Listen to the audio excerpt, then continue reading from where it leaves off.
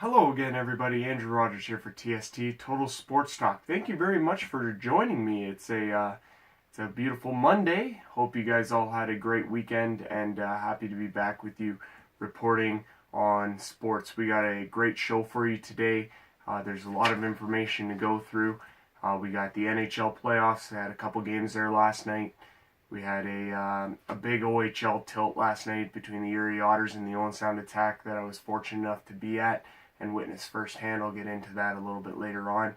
The NHL's draft lottery was held over the weekend. We'll have the complete list for you, and we'll update you on what's going on in the NBA's basketball playoffs as well. It's a big show, so let's dive right into it. All right, first thing we're going to talk about is the NHL playoffs. The Nashville Predators defeated the St. Louis Blues 3-1. Nashville leads that series 2-1. Nashville's playing beauty right now. Pekka Rinne basically stood on his head in game number 3 to put the Preds up 2-1 in this series. They've been a big surprise in the NHL playoffs, in my opinion, so far, and I've been really impressed with what they've been doing. Jake Allen was massive in the first series against Minnesota, stopping almost everything it seemed, but he has looked kind of ordinary in this second round series against the Nashville Predators. So hopefully he can bounce back, but this has been a great series so far. The other game had Anaheim defeating the Edmonton Oilers 6-3. This was a big shocker. Anaheim, they looked like a different team than the one that swept Calgary in the first round. They just didn't look themselves in 2 games at home, but they came out firing. Jakob Silfverberg had 2 goals for Anaheim, who scored 3 in the third period. Cam Talbot, it's just a rough night for him, and it's kind of been the whole story of the Edmonton Oilers in the playoffs this year. They've kind of had good games, they've had bad games, they've been kind of inconsistent at times, but they managed to get the job done in the first round against San Jose, and they got a nice little 2-1 lead now. Another loss, though, and it's cause for concern in Edmonton, in my opinion. How they can win 2 on the road in Anaheim and then go on to lose 1 at home in front of their home fans at Rogers Place. That's kind of demoralizing for the franchise, but I'm sure they'll bounce back in game number 4. That'll be a huge one for sure. You don't want to give Anaheim any more momentum than they've already gotten. As far as tonight goes in the NHL, we got 1 game on the schedule. The Washington Capitals are into Pittsburgh to face off against the Penguins in game number 3. This game goes at 7:30 over on the CBC. Pittsburgh leads this series 2-0. This is a shocker. I mean, for how good Toronto looked in pushing Washington in the 6 games. They were all close, 1-goal games. 5 of them went to overtime. We all know how Pittsburgh has dominated Washington. Like, where was that team in the first? Where was the Washington Capitals from the first round that are in this series in the second round against Pittsburgh? Because I haven't seen them yet. I've yet to see them. I don't know what's going on there, but they need to just start doing something right. Other series in the East, as the Senators up 2-0 over the New York Rangers. The Sens are playing such good hockey right now. Craig Anderson looks really good in the nets for the Ottawa Senators, and they're rolling. Erik Karlsson looks like the early Conn Smythe favorite, in my opinion, for the Ottawa Senators. They get back at it on Tuesday in game number 3 in New York. That's the NHL scene. We're going to switch over now to the NBA. We had 1 series end from the Western Conference at Game 7. We had a first game in the Eastern Conference's second round. We're going to start there. The Boston Celtics defeated the Washington Wizards 123-111. Isaiah Thomas had 33 points and 9 assists to lead Boston. They're up 1-0 in that series. Game 2 is set for Tuesday night. Other series over in the West, we had Utah beating the LA Clippers 104-91. Gordon Hayward had 26 points as the Jazz beat them.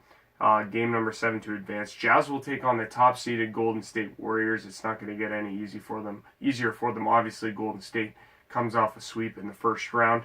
They will be well rested and ready to go. The big story, I guess, in this one had Paul Pierce playing his final NBA game. He announced earlier this season that this season would be his last. He finished with 6 points and 3 rebounds in his final NBA contest. What a career, Paul Pierce. Seemed to always kill the Toronto Raptors anytime they were in the playoffs, whether it be with the Brooklyn Nets, or whether it be with the Washington Wizards, any team that he ended up playing for, whenever they faced Toronto, he was a Raptor killer. But what a career for Paul Pierce, and it's sad to see it end. Tonight in the NBA, we got the Toronto Raptors in action against the Cleveland Cavaliers in Game 1 of their Round 2 series.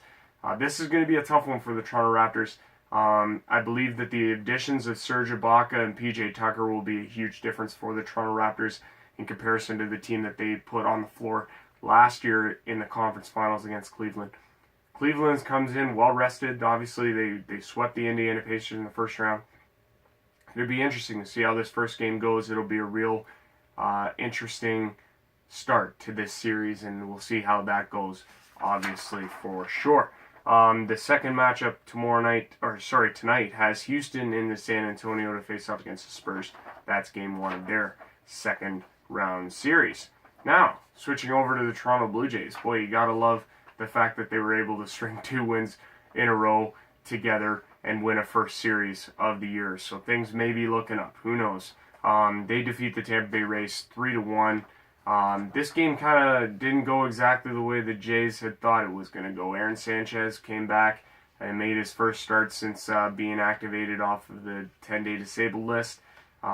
He hasn't pitched in a little while, but he had to leave after the first inning due to a cut on his finger. And apparently it was bad enough that he had to exit the game, although the bullpen for what seems like the first time all season come in and do a remarkable job the rest of the way and shut down the Tampa Bay Rays on an afternoon too where Chris Archer was absolutely dealing. It seems like anytime he faces the Jays it could be either or, but Chris Archer was dealing into the 8th inning where the Jays finally got to him. They score 3 in the bottom of the 8th inning, and Roberto Osuna saves his 3rd game of the season. It's nice to see him get back on the right ship there because he's been struggling, and picking up the saves is huge for Roberto. Now the Jays are in the Bronx tonight to face off against the New York Yankees for the first of 3 in New York. It'll be Marco Estrada for the Toronto Blue Jays. He's 0-1 on the year against Luis Severino for the New York Yankees. He was 2-1. That game will get started at 7:05 at Yankee Stadium.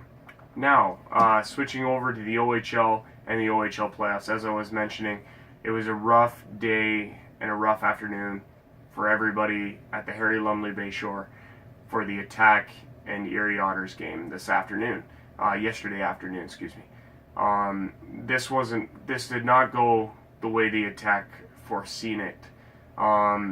Early on in the game, it's 1-1, just about to end in the first period, about 5 minutes to go in the first period. And Santino Centorame, the team's captain, one of the 3 overagers that the team has, takes a penalty for slew footing that the ref calls, and it's an immediate 5-minute major in a game misconduct, and Santino is forced to sit the rest of the way. Needless to say, this was a huge blow for the Owen Sound Attack. Personally, I'm never in favor of seeing a game of that much importance decided by the referee on the ice. I was sitting right by the play where I happened to be seated in the game. It was a slew foot, and unfortunately that's what they've been calling so consistently throughout the playoffs. They've been calling that same slew foot. It was early on in the first round against Kitchener where the Attack had Kitchener Rangers forward Connor Bunneman take a slew footing penalty. He was suspended for the next 2 games. And that could have been a huge deciding factor in how the series ended up playing out. But again, so the Attack lose their captain, their leader, Santino Centorame on the blue line. They're forced to go with 5D, and it was evident that they were supremely outmatched throughout the entirety of this hockey game. They managed to keep it close and respectable until Erie just blew it open in the 3rd period. Do I believe that the impact of Santino Centorame in the whole game would have changed the outcome? I do, because he's that good of a defender. He's that good of a player. But boy, does Erie look good. The thing with Erie is that anytime they were on the ice, it always looked like there were 7 of them out there. because they were just that good. I personally am really looking forward to this OHL final. Erie against Mississauga Steelheads. Game 1 goes Thursday in Erie. This will be a fantastic series. 2 high-scoring offenses. Be really interesting. It'll be a nightmare for the goalies, but that's what it's going to come down to. Who's going to stop the last one? And who's going to walk out as the OHL champion and head to the Memorial Cup in Windsor. But yeah, Erie. So they win in 6 games, and Anthony Sorelli, 3 goals and an assist. He was a beauty. Dylan Strom, the captain. Can't say enough about this guy. 2 goals and an assist. Alex DeBrincat had 2 assists for the Erie Otters. And Troy Timpano, that's a really interesting story. Troy Timpano was pulled twice against the London Knights in the series prior to the one against the Attack. They come into the series against the Attack, Erie, and they start Joe Murdica. Now, really interesting move, but they opt to go with Troy Timpano in game number 3 after Murdica loses 4-3 in overtime in game number 2. It's a really interesting move, but boy does it end up paying off as Erie's able to wrap off 3 of the next 4 and take the series in 6 games. So like I say, Erie will open at the OHL Championship at home versus Mississauga Thursday night. And finally, yeah, the NHL Draft Lottery went over the weekend. And boy, what a day it was to be a New Jersey Devils fan. So not only do they get news that Ilya Kovalchuk wants to return to the NHL, they get told that their representative from New Jersey is going to meet with Ilya Kovalchuk's agent sometime this week. Not only do they get that great news, but then they win the NHL Draft Lottery. So here's a complete list. You got the Islanders at 15, Tampa at 14, Winnipeg at 13, Carolina at 12, LA Kings at 11, Florida at 10, Detroit at 9, Buffalo at 8, Arizona Coyotes at 7, the Las Vegas Golden Knights with their first ever draft lottery pick come in at number 6. It is the highest draft position of an expansion team in the National Hockey League's history, number 6. No expansion team has ever drafted outside of the top 3. Vancouver comes in at number 5. Colorado, after finishing well below every other team in the National Hockey League, in dead last in the NHL, will open up the draft lottery at number 4. They slipped from number 1 to number 4. Just unbelievably bad luck for Joe Sakic and that Colorado Avalanche team. Dallas is number 3. The Philadelphia Flyers make arguably the biggest jump. They go from 13th to number 2. They will draft 2nd, and the New Jersey Devils will draft 1st. So not only do they get news that Ilya Kovalchuk wants to return, but they win the draft lottery and the option to draft possibly Nolan Patrick out of the Brandon Wheat Kings. Boy, that guy looks good. The most funniest thing about all of this is the tweet that Taylor Hall sent out, where he said he was pretty much the lucky person that when it comes to these draft lotteries. Of course, we all remember all of the draft lotteries that Edmonton won while he was a member of the Edmonton Oilers. He gets traded, of course, to the New Jersey Devils, and they win the draft lottery. Convenience? Who knows? Anyways, that's all I got for TST, Total Sports Talk. I hope you've enjoyed the show. Thank you very much for watching, as always, on YouTube and Facebook. I really appreciate all of your support, and I will keep the videos coming. And have yourself a great Monday. This has been Andrew Rogers for TST, Total Sports Talk. Keep your head up. Keep your stick on the ice. Rogers out.